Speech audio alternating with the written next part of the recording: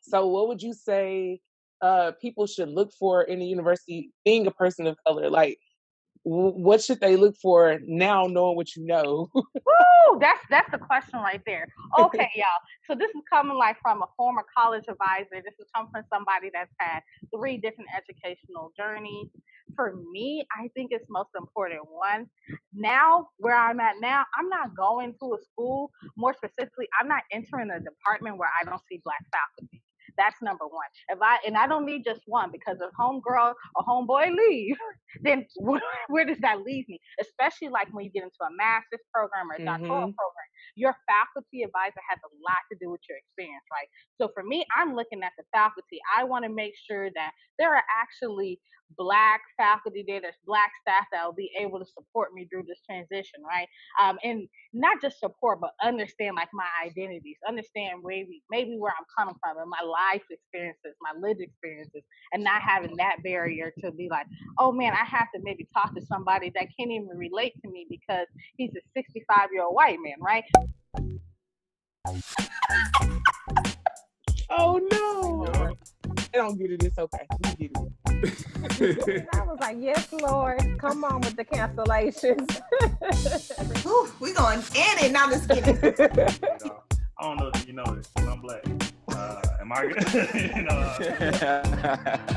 He's with the best of them, and he's one of my favorite men to emphasize. that entrance sounds like much more than who I actually am. Okay, so my guest of honor is a PhD student studying student affairs, higher education, and international education policy at the University of Maryland, College Park. Her higher education experience covers college advising for her high school students, housing and residential life, fraternity and sorority life, and recruitment. Her research interests cover how to best support Black women and girls in educational spaces, as well as using museums, archives, and oral history as a method of storytelling and creating community for Black women. That girl magic. She received her bachelor's degree from TCU in 2013 and received her master's in higher education from the University of Denver in 2019. She has worked as a research assistant on a project detailing undergraduate student involvement and as a research assistant for Seeking Grace, focusing on the experience of Black alumnae. Along with her work and research experience, she co-authored a chapter within case studies in equity, diversity, inclusion in higher education, and intersectional perspective. The publication provides tools for professionals working and studying within a higher education setting. Additionally, she co-owns an editorial and educational consulting business, ForeverWriot, with 2 other phenomenal Black women, Kahlea and Ozy. My guest of honor today is Patrice Greene. How are you doing? Good. How are you, friend? I'm good. Ready to get out of quarantine. Yes, same here. I have been cooped up, and I'm ready to break free. Okay. Ready to break free. So how has everything been though? Like, how did you adjust? I think the adjustment for me was a little bit different. I work in higher education, but I was working within like a sorority house, so a living position. And so a lot of it had to do with helping like my students move out March suddenly. And when our campus closed, we originally thought it was only going to be 2 weeks. And then by the end of that 2 weeks, it was like, no, you're not coming back at all, right? Wow, was not expecting that. I'm a student myself.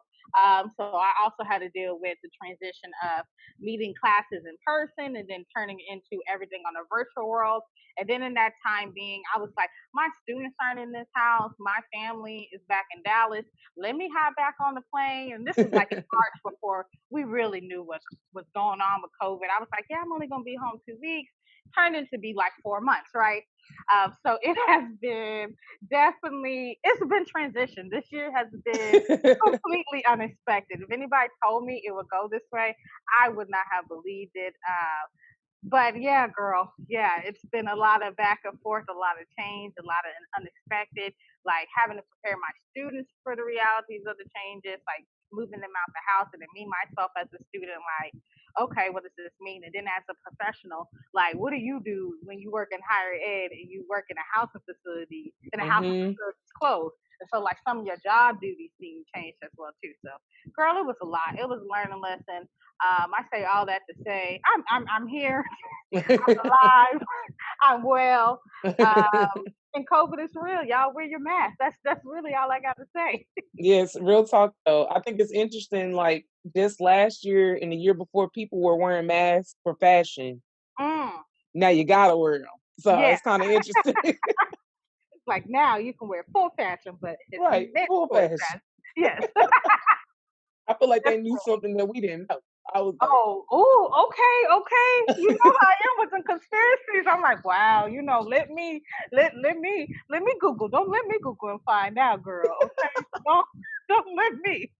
that's too funny.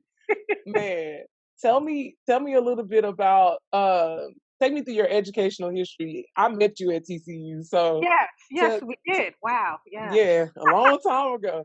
Like that's Tell a decade. Woo. It's crazy. It went fast. But Yes. tell me about how you ended up at TCU and like your transition to where you are now. Yeah, definitely.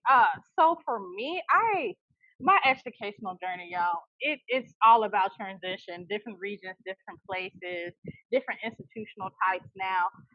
For me, like the journey to get through TCU. So if you know me, I'm very much like, okay, chill, lay back with the flow. So I was in high school one day and we had like a high school counselor come and talk to us. And she was like, you need X amount of credits to graduate. And I was looking, I said, oh, I started, doing the math. I said, I can graduate early. That Mm-mm. wasn't my plan, but I was looking at my transcripts.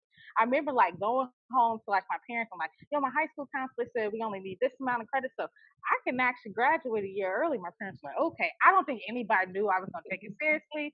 I didn't know it at the time, but then I was like, well, why would I stay in high school extra years if I'm going to have the credits, right?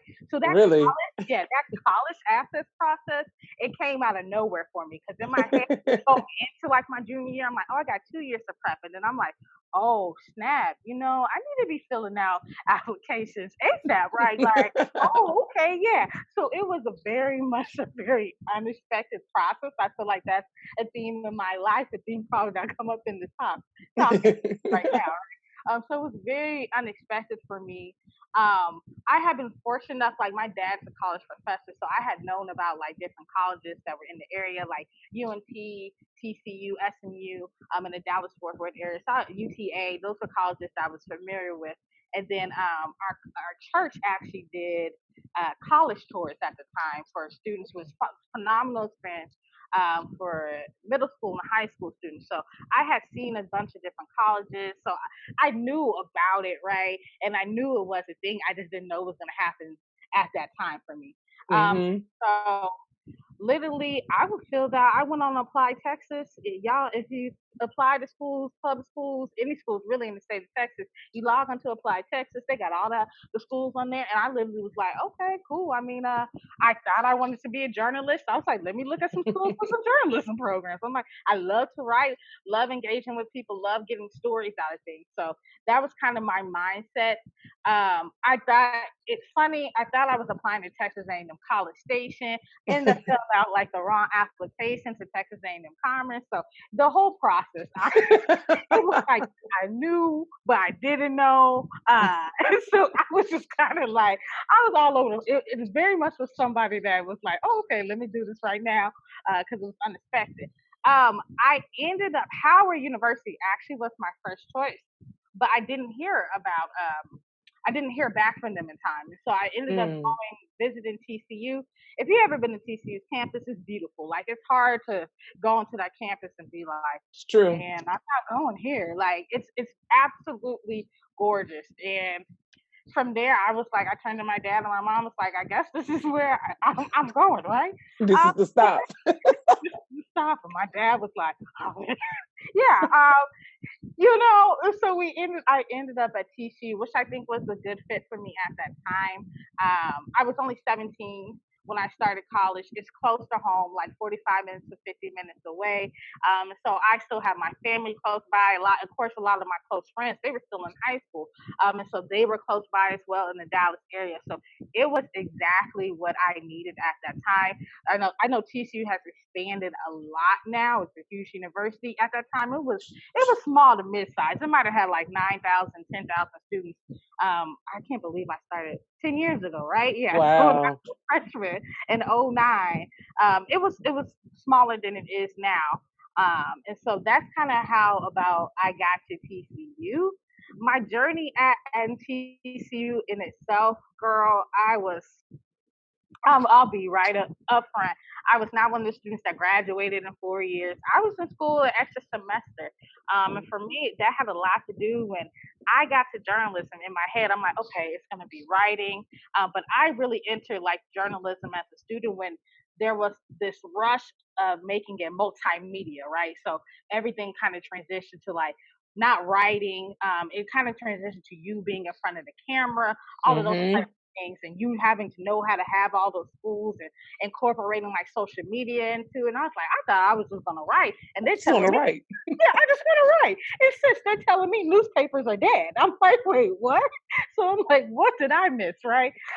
So very unexpected in that format. And to be quite honest, I knew probably by my sophomore year, I was like, I really ain't finished. I don't like journalism like that, right? It Mm-hmm. was one of those things where it's like, I'm here, what I'm gonna do.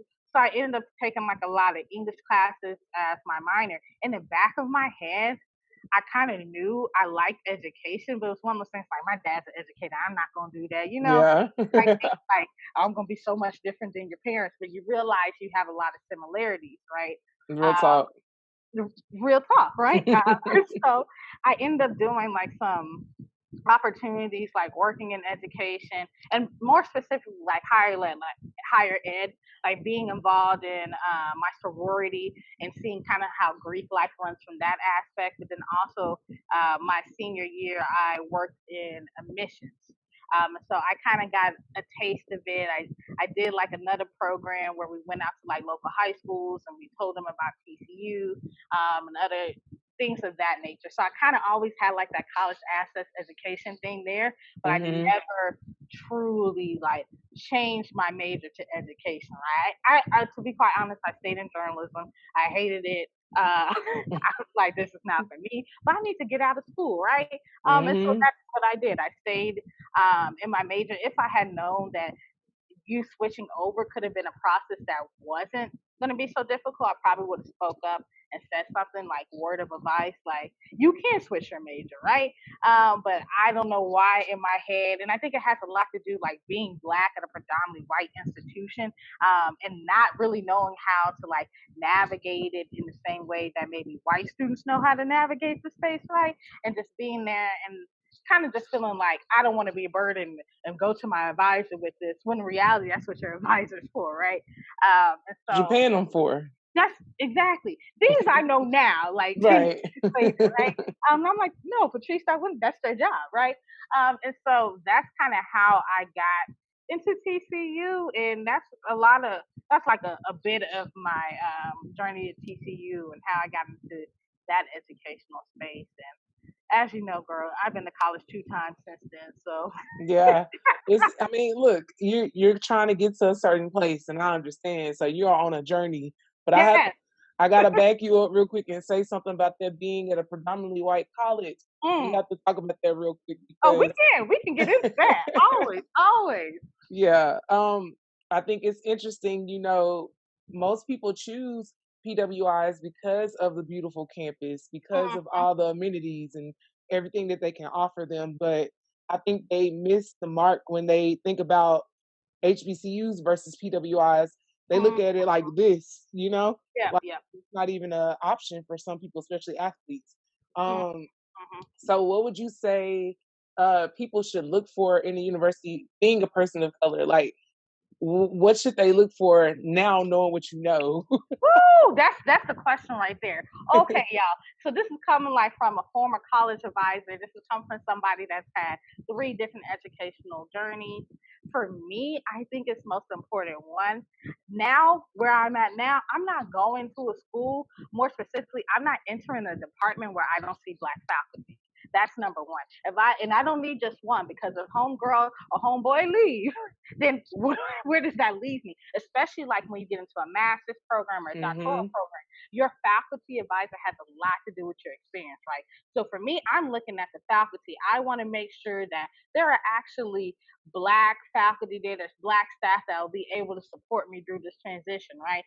And not just support, but understand like my identities, understand maybe where I'm coming from and my life experiences, my lived experiences, and not having that barrier to be like, oh man, I have to maybe talk to somebody that can't even relate to me because he's a 65-year-old white man, right? What do you have in common with me as a 28-year-old Black woman? And not to say that there's nothing in common, but there's always like that thought in the back of your head, right? So for me, I'm looking at the faculty, right? I think location also plays key, and I think that's so important for Black students to know. A major reason why I'm at the university that I'm at now, I love the location, and I love it because I'm in Prince George's County, right by DC, and it's predominantly Black, right? Mm-hmm. And it's a large influx of African Americans, even like Black people across the diaspora, right? And that is something that is I think it's crucial. It was definitely crucial for me, but I think it should be crucial for any Black students. If you're going to a college, can you live there for 4 years, right? And Yeah. maybe that 4 years might turn into 4.5 or 5 or 6, right? Let's just be real, right? You might have to take a break or you might switch majors. So could you see yourself living there? 5 years is a long time, half a decade. So just round it up to 5 years. Can I see myself living here for that long period? And I think that I had another wonderful opportunity to attend a doctoral program, and it would have been paid for all 4 years, but it really came down to I could not see myself living in the middle of nowhere. Yeah. Because it's difficult, right? Because I think a lot of it, college is not just academic, it's social. And do I feel safe, right, in the middle of nowhere as a Black woman, right? As a young single Black woman living by myself, or possibly living by myself, Yeah. would I feel safe there? Would I have opportunities to meet other people? And the reality of it is, cost is a big thing as well. You want to look at what type of opportunities they may have for scholarships. So it's like even yesterday, talking to like a friend, I'm like, read the fine print in the scholarship. Is it this amount of time? Is it this amount of money for a semester? Is it for a year? What is the summer or the winter quarter looking like, or summer or winter semester looking like? Because that's important. yeah, because you don't get financial aid for the summer. Like, fun fact that I feel like a lot of people don't really realize until they get into college, and you're like, oh wow, so that financial aid, I wasn't even calculating that I might need to take a class in the summer, and now the summer class is like $2,000. Where's this money coming from? Yep. You want to be able to look at all of those things. But for me, it's about Black faculty and staff. It's about cost. What is the scholarship opportunity looking like? The location. And I think also for me, the key deciding factor is talking to somebody that's in that program, talking to somebody that has like shared identity, shared living experiences. For me, in my doctoral journey, I got the experience to like visit my campus ahead of time, and I got an experience. I actually stayed with a Black woman that was in the program when they had like a mid students weekend, right? So I stayed with her a couple of days, and just getting to see like her going to her assistantship, talking about it, her talking about the classes, and getting that firsthand experiences from a Black woman. I was like, yeah, I can go here. Yeah, and I know that I will feel safe and protected. And I know that the classes itself might be challenging and rigorous, but I'm not going to be in an environment that is really set up to make me fail or put me down, right? And so I think those are a lot of important factors when you are looking to college. And I know looking back, I would not have made the same master's program decision if I had actually thought through all of those things as definite as I had this time around. Yeah. So you went to the University of Denver. Yes, I did, girl. And I mean, so you made that move from Texas to Denver. Yes. Woo! Yes, ma'am. Can we talk about I'm sorry, I don't mean to laugh. Can we talk about the culture shock of moving from, first of all, no, wait, let me back up. How did you make the decision that you wanted to end up going there? And then tell me about the culture shock on campus when you got there. Yes. So I'll backtrack a little bit even more than that. So I know I shared earlier how I went to TCU. I'm from the Dallas area. And so literally my entire life, I'm like, I'm probably going to stay in Dallas. I feel like there's a good population of African Americans, especially like if you live like in Cedar Hill, DeSoto, Duncanville, this side. Yeah, we everywhere, right? Where the rich black people live. we are everywhere though, right? Like black, even like in Arlington and Grand Prairie, I feel like there are a lot of black folks, right? And so that is a space, an environment I feel comfortable with, right? I'm with my people. In Dallas, it's a huge city. There's a lot to do. They need to fix the public transportation between Arlington, and that's a different story. But it's a big city with a lot to do, right? My family and my friends are here, right? This is my community. And so in my head, I'm like, I'm never leaving like this area. And I never would have if it hadn't have been for my first full-time, or let's say one of my first full-time job opportunities as a college advisor. Actually, I had to move away from Dallas, and I was living in West Texas and Odessa, right? And so I was like, okay, I kind of got comfortable with the notion of like, I can move away from home and I'm going to be all right. So I kind of got to Denver. It had been because I had worked a couple years as a college advisor. I had worked as like a recruitment coordinator at a state technical school in the area. And so for me, it was about, so I understand like college assets and I understand how students are getting to college, but I really want to know about how can we retain students, right? And I feel like I could give them half of the information, but I couldn't really give them like the full story. And at the time, I was like, maybe I'm interested in research. I don't know. And so I knew getting an extra degree or master's degree will kind of help me think through those things. And so, yeah, girl, I did like a little college process. DC has always been like my place. If I'm not going to be in Dallas, I want to go to school in DC. So I was like, okay, you know what? I'm going to apply to, I applied to Morgan State that was in Baltimore, and I applied to George Washington, which is actually in the DC area.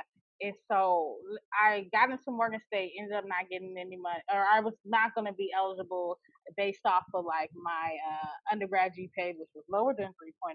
I was not going to be eligible to get like a full ride. And I was like, okay, kind of disheartened. I was looking forward to it. But I went out to George W's campus or GW's campus. Yeah, that no, that administered student stay, that it was not for me. I was like, how am I going to live in the DC area if I'm at a school that's not going to give me a full ride? Like DC, the East Coast is extremely expensive to live in. Like, am I going to have to live with 20 roommates? Like, I was like doing the math, and I was just like, no, this isn't going to work. And it was really an offsetting experience to me, because being in that admitted student stay, it gave me the air, and somebody actually said something along the lines like, well, if you want to go here, you're going to pay the cost and you're going to take out the loans. And I'm like, no. Am I? Yeah, am I? But I was like, how are y'all going to be talking about diversity, equity, and inclusion, but you're not doing anything to make it equitable? Like, if you want Black students there, you need to come up off of money. First, give us our reparations, but also give me some scholarship money so I can attend the school. So you can't, universities as a whole, you can't talk about diversity and equity if you're not going to give the financial resources so I can go to the school, not only attend it, but stay there. So I'm not having to work 3, 5, 6, 7, 8 jobs, right? Exactly. And I know, I feel like almost every Black student has that story of like working multiple jobs while they're in school. Don't even get to experience college. You don't a lot of times, right? And so I just remember being there, and I'm like, you know what? And I had taken that loan from my undergrad. I was like, financially, no, it wasn't gonna happen. Like, my parents were like, oh, well, I don't know how you're going to pay for that school bus. They're like, I ain't coming off no money. No. They were like, we helped you with what we could in undergrad. And I was in a position in undergrad where I took out a lot of loans myself, but also like my parents took out loans too, right? And I was like, I can't do that again. Like financially, it's not good, right? And understanding student loan debt now, I'm like, it was a poor decision, right? And so I did not want to make that poor financial decision again. So I ended up at Denver. I keep it real. I ended up there because they paid for me to go to school. Um, and because I was working in housing, so I got my housing and my meal plans paid for, right? And that first year they ended up covering like half of my tuition, which wasn't bad. And then the second year I ended up getting like my full tuition getting covered. Yeah, So that's to good. me, I was like, look, they got a master's in higher ed. There's a focus on like diversity and there was like a track you could take that was like race and diversity and learning. And so I was like, okay, cool. I can do this now. I'm gonna be real. I did not visit the university before I accepted the offer, right? I couldn't Mm, even go out there and do like my interview, assistantship interview for the program because it collided with something mandatory I had to do for my job for recruitment. And it was like a big recruitment activity. So I'm like, okay, if I'm over recruitment here, I can't miss this activity, right? nah, you can't No, miss that. no, it's not fair to my team, right? It's not Like fair to she my team. leaving us. She leave. Wait. Okay, girl, bye. And so yeah. So I took a step out on faith, and it was by faith and not by sight because I Got did it done though. You got you, it done. I got it done, right? And so I ended up.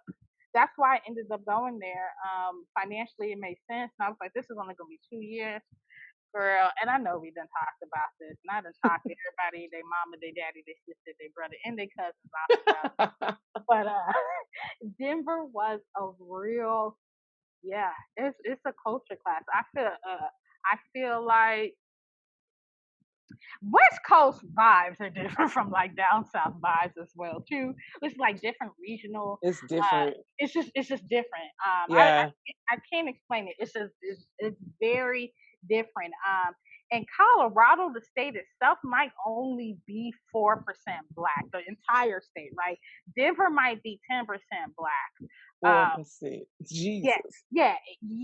I don't have the numbers of Texas racial demographics here. Um, but there are people of color in Texas, yes. So you go We out, here. We in here. we here. For anybody outside of Texas, we here. So yeah, I just remember. First of all, caveat: Denver is beautiful. Colorado is beautiful. I Mhm. remember like getting off. I remember getting off the plane and like where you can see the mountains in the background, and literally, Beautiful.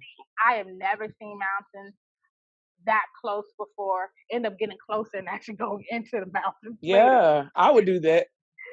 Yeah. If you can breathe, yeah. So, the elevation's high. And so Yeah.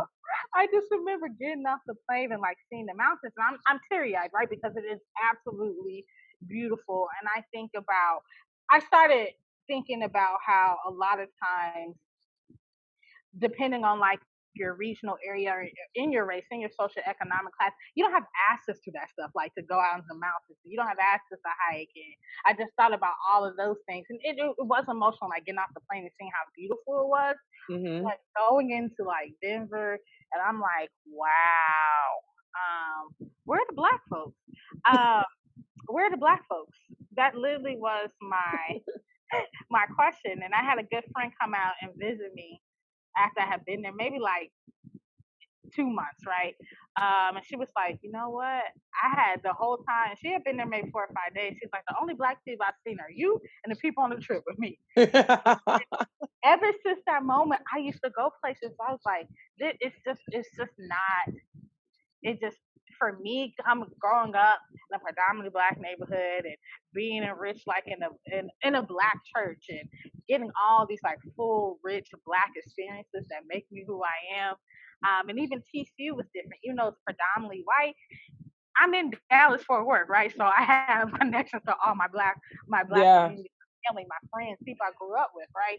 And so being out there, I can't even lie, it was tough. It probably was the toughest it not probably, it was the toughest transition I've ever had to make because I went out there and I'm like, I haven't seen this, Lord, protect me, carry me Yeah. through this. I know and in your head you know it's temporary. Like I'm like, I just need to get through these 2 years. What I will say, dealing with that culture shock will help is that I met phenomenal Black women at the university. Some that were in my program, some that were not, and just having like that core group to really carry me through. Like people who care about me not just as like a student, but as a person. Those are Yeah. lifelong friendships, right? And so being there and gaining those lifelong friendships is how I got through it. But I can't lie, it's tough, right? And I think people in their mind like Denver's like, it's cool. They go out there on vacation and you know, yeah. Um, and it's like all of that, but could I actually live here long term? And then I think we just need to be real. A lot of times, higher ed um, is extremely like anti-black, right? You're going to these institutions and like dealing with that, and like not really seeing black people um, as a whole as much as I would like. They're black people. There are, but it's It's not the minimal same. though. Yeah, it's not. It's definitely not the same. Like I walk out here and see the hills. I walk around Dallas, and I'm not like where the black folks. Like that just doesn't cross Yeah. my mind because I'm here. I see you. I see you Yep. everywhere, right? And so I think yeah, that was definitely like a tough transition. But I would say what really motivated me was just having like a close knit group of friends, of black women, and like we just held each other down, whether it was like assignments and like you even know when I was in school, like I'm like, girl, can Mhm. you edit this real fast? Like feedback, like just having that and I would say having friendships that I had before I got into the area, like people like I knew people from undergrad. I knew my friends back in Dallas, like they rooting for me. Like they might not be Yeah. there physically, but they're with me emotionally on their journey. And honestly, hindsight's 2020. Those 20, I was about to say 20 years, girl. No, those oh, nah, 20 years. Thank God. No. I still be there. But those 2 years, they did they flew by. But I think that's all because of the community that they had of black women, really. Yeah. Your circle is important. Mm, Your mm, circle is very, very important. I have to ask you, like, when it comes to your circle, like, what are the five non-negotiables that that you have to have in your circle? Like the things that they can't be about. You mm. know? So for me, when I saw that question, I thought about kind of what were like the five things that I do want to see in my circle. So You can that's do it kind of that how my way. brain works. I'm like, I'm used to like, let me figure out what I do so I know what I don't, right? Exactly. That's fine. That's just fine. So for me, it's about having friends that don't box you into like their perception of you, right? Like, and I think it's a lot about having friends that are genuine because I think we've all had like frenemies, right? Or people we had to really question, like, are you Yeah. there for me, like through the good and the bad? Or you seem to only like be like chipper when I'm down, but when I'm chipper and I'm up, you down. So what's this about, right? Let's, let's It's just be real true. about it. So I think for me, it really is about having friendships and friends and community of people that are genuine with you. And I also love people that are honest with you in your friendship, right? Like having friends that like if you mad or you feel a type of way, tell me and I'll tell you, right? And not hold like this hidden grudge or this undercover thing about it, right? Like let's address it, let's talk about it too. But also, I'm big on friends that understand like boundaries. I am an introvert, right? Um, so you'll see me or you won't. Like that's like and creating those boundaries and like it's not personal, but if I'm not by myself right now, then I can't be the best me. And I think that Mhm. boundaries are good when you're especially like I was in school, I'm working like 2, 3 jobs, and it's like I may not be there physically present. And sometimes I might need to break away, but that's because I actually have to do this 25-page paper, right? And Yeah. not take offense to that, right? And I think this is real talk, something that I've learned. Sometimes you have to have friends that understand that you might not be present, and this is a hard one. And I definitely understand like friends that don't want to be a part of that. But for me, I think being that friend that has had to like move around a lot from Dallas to Odessa to Denver to DC to understanding like and it hurts and it's painful because sometimes you will miss those life events, like right, and you do get sad, like you're like, man, I really would like to attend this event, but I'm in school right now. I don't have the money, like to be quite honest, to like book a flight uh, Yep. there and back, or oh well, I have three jobs, so I can get off two, but I can't get off another one, right? And so you end up missing things, right? And I think having friends that understand that transition that you're going to as well, because we're all going through transitions in our 20s. People might be getting married, people might be buying houses, people might be starting businesses, Mhm. jobs, people are just going back to school, starting school over, right? Things of that nature. And so I think having friends that understand the transitions um, is a good thing. And I think it has to go both ways. Like I understand your transition, and please understand mine. Like it is Please. painful. I think it's painful on both ends. So like you're like, Yeah. dang, I really want my friend to be here and do that.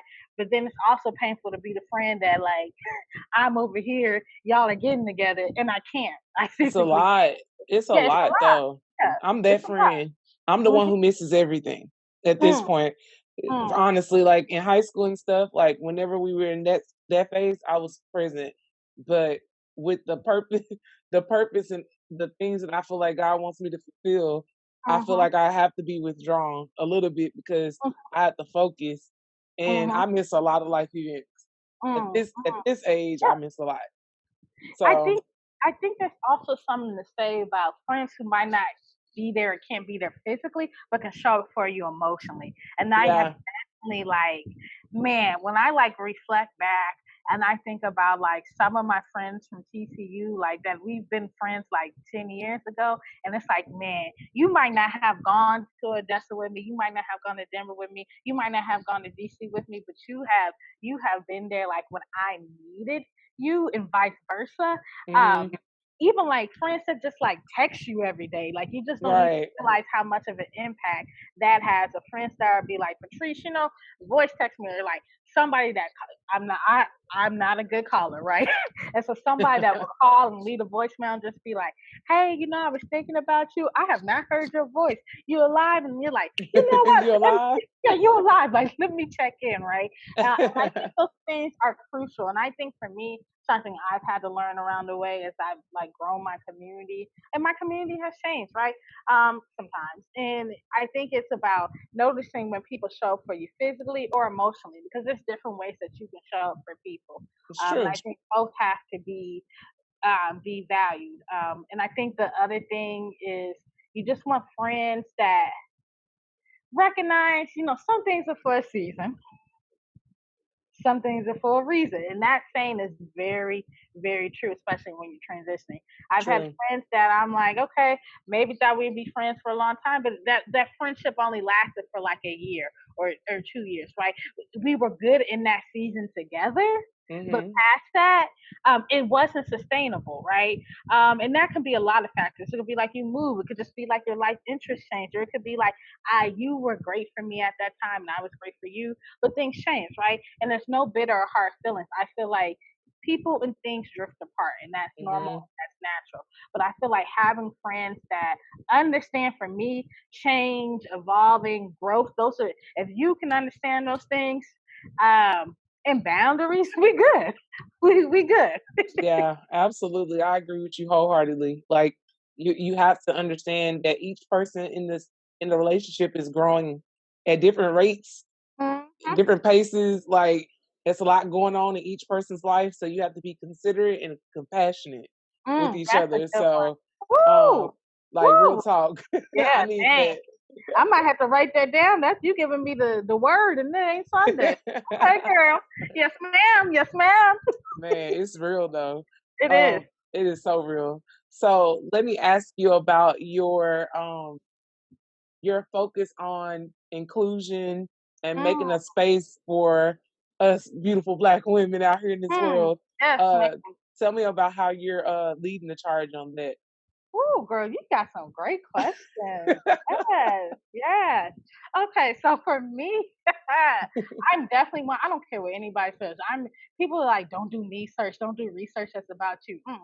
I I chose my research topic because I thought about myself as a Black woman at a predominantly white institution. And I feel Hmm. like a lot of times, like when you read about Black communities at large, it's also like from like a deficit lens, like, oh, Always. like being Black is like there's a common theme that's or meme that's going around like, no, being Black isn't the barrier, right? Racism is the barrier, right? But you might read research articles, or you might read like journals, all these different types of things, and it just talks so heavily about like the negative experiences, but sometimes Hmm. they don't talk about like racism or sexism. Like I'm a Black woman, so I'm feeling that from like every type of angle, right? Yeah. So for me, I was like, my research topic is going to focus on Black women and community because I'm a Black woman, okay? And what has sustained me is my community, right? And so it was it was I think I found my way there, but I think literally my master's program, I was like, I would not have made it through if it had been not for these Black women that literally held me down, that prayed for me. And I started even thinking about it like communal aspect. I think a lot about like my mother, I think about like my grandmothers, and I think about Hmm. how influential Black women have been in my life. Like the prayers that Black women have for me, right? That's the reason why we're here, right? Prayer in the work that they did and the sacrifices that they. Absolutely. And so I was like, it would be silly of me to be in this space and my focus not be on Black women. And I'm not telling other people what to research, but I'm like, look, I'm going to research about things that are important to me. Because Right. at the end of the day, the things that sustain you ain't your classwork. It ain't you going to taking all these classes, writing these long papers. It's going back to your past, what you're passionate about, and your why, right? And I do it because I wish that I saw this research when I was starting, right? Or I Exactly. wish that I had that person, like when I was starting. I think that's so crucial. How I think I'm leading the charge. So for me, my research is interdisciplinary, right? And so I've always had like this love of like museums and archives. And so a lot of it has to do with how can I tell this? What can I find out about Black women in community while looking at university archives? And I'm not gonna lie, it's very difficult sometimes because university archives are a lot of times just like the university as whole. The histories of Hmm. these Black women or these Black communities, they're excluded, but I'm like, I know we're here, right? And so how can I find this information? And so I'm at a space where I'm like, eventually I might want to transition into like museum education. Um, Yeah. knock on wood, hopefully an opportunity with an internship comes into fruition. But I think that's one of the things that I'm doing that is new and it's leading the charge. And I take it seriously, like building community, like in my doctoral program. Uh, Hmm. Especially like with the Black woman in my cohort, they'll tell you, I'm like, okay, when we getting together, right? Like, we can get together, do homework, we can get together, like get drinks, like we'll Yeah. together. And those are my sisters, right? And sisters, like not just in the sense of like we talk about academic stuff, but we talk about life. Those are my sisters outside of the academy, right? And so Right. I think that making sure you yourself are in alignment with what you're researching and talking about is true. I can't be a Black woman that's talking about community and not build community with the Black women in my cohort. Like Absolutely. that doesn't or Absolutely. not it doesn't make sense, right? And so for me, I know that, and I think we're all good at that. But even like the transition from when we were in classes every day to like being virtual, I was like, all right, y'all. So when we getting together, and when we're gonna get together virtually and knock out these final papers, and it just became something that was. It started off small, but then like I started adding like some friends from TCU, like from undergrad, other Black women. And it just came a way for us to like connect that way. And so I think that is the way that I'm leading the charge is trying to connect it to like the museums and archives. I first really got into exploring that through like a research project I was a part of in my master's program that explored the experiences of Black alumnae from the University of Denver. Hmm. So I kind of got into it there, and then I had the opportunity to keep like working on it, like writing a paper for one of my student development classes. Mm-hmm. And Lord willing, September 4th, I'm going to turn it in. Hopefully, it gets accepted to a journal, and hopefully, it'll be in print. And so y'all can kind of see what I'm talking about. I'm one of those people. I'm like, kind of apprehensive, like to talk about something before it comes to me. But then also, I'm like, no, you have to speak things into existence. So You I am do. working on something. Abstract got accepted. Hopefully, the full paper gets accepted, and it talks about uh, how we can use museums and archives as a way to foster community for Black women at historically white campuses. So, That is I, awesome.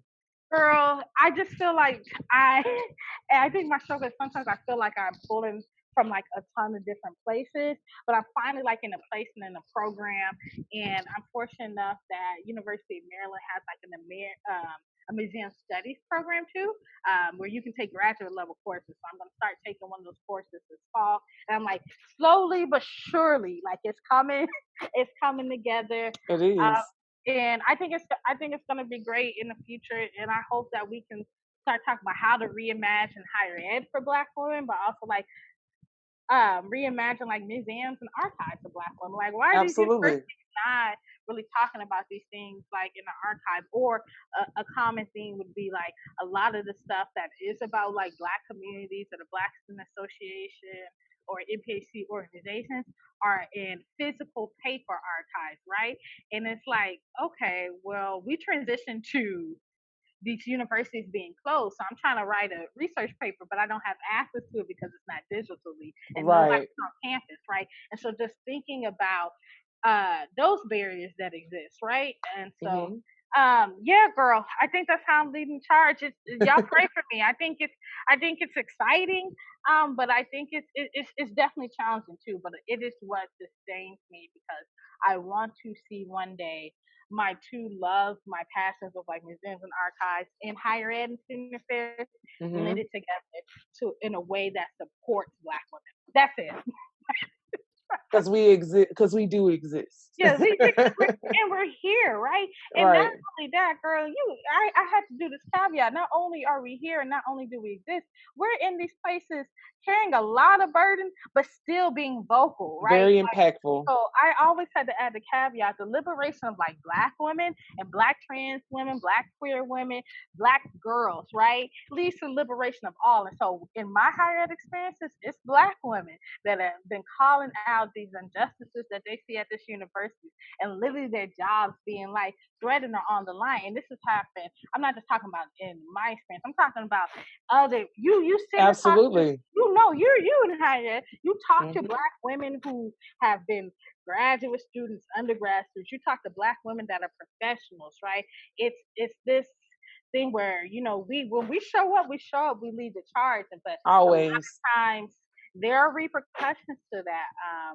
There are repercussions to that, but I think that says something about Black women. Like we know the repercussions, and we show up, we do the work. Either way. Either way, all the time, and I see that so beautifully in my program because my program has Black women faculty members and Black women graduate students, and so I see it, and I'm excited to see really what all of us do in the future. Absolutely. It's gonna be great. It's gonna be a movie, as the kids say. Mm-hmm. That's the new lingo. Okay, That's okay. what they say all the time. You're like, That's what okay, they say. they be like, Miss Trina, I'm gonna come here fresh. It's gonna be a movie. I'll be like, Oh, okay. okay. I don't know what else to say to that, but That's all you can say is, all right, okay. okay, I'll be there. Yes, I'll be there to see the movie. Right in front row, baby. Right in front row. Yeah. I think that what you're doing is amazing. I think like representation is so important. I say this in every episode, it seems like, but Mm, it's true. And I think it's important for us as Black women to speak up. But as Black males, is even more important for you to speak up as well. But I do love what you're doing because you're not only talking about what's happening right now, you're going back in the archives to find the missing things, and you put it in a place where we can actually access it. So you're basically laying the path for somebody else to come behind you. So woo, oh, girl. very excited for that for you. I'm like, oh, Lord. Oh, Lord. It's true though. Like, I mean, when you're doing something first, it's always going to be difficult, you know? But Yeah, I yeah. think it's necessary. So I do appreciate you doing that work. Thank you, thank you. And I mean, there are Black women historians and archivists out there. I think about like Ashley Farmer. She's at University of Texas, Austin, and so Mm-hmm. they are ones they're doing it because I'm citing them. Shout out, I believe, cite Black Mm-hmm. women. And so I'm citing their work. But I would love to branch in between student affairs and hopefully we get some museum spaces on college campuses that specifically talk about Black students. That would be great. That would be great. I have one more question for you. Yes, ma'am. Okay, so if you knew then what you know now, would you Mm, change anything? mm,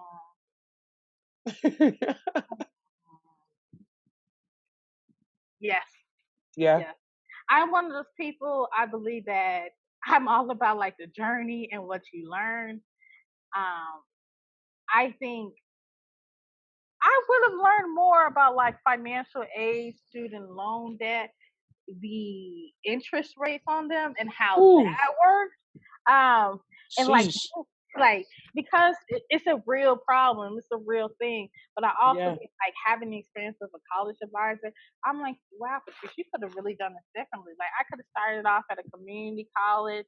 I would have been in a place where in my parents, we could have figured out something to pay for that out of college, and maybe then transition to a 4-year college, right? So financially, I would go back. I would have gone somewhere that hopefully I would have gotten more scholarships or I would have got a better financial offer, right?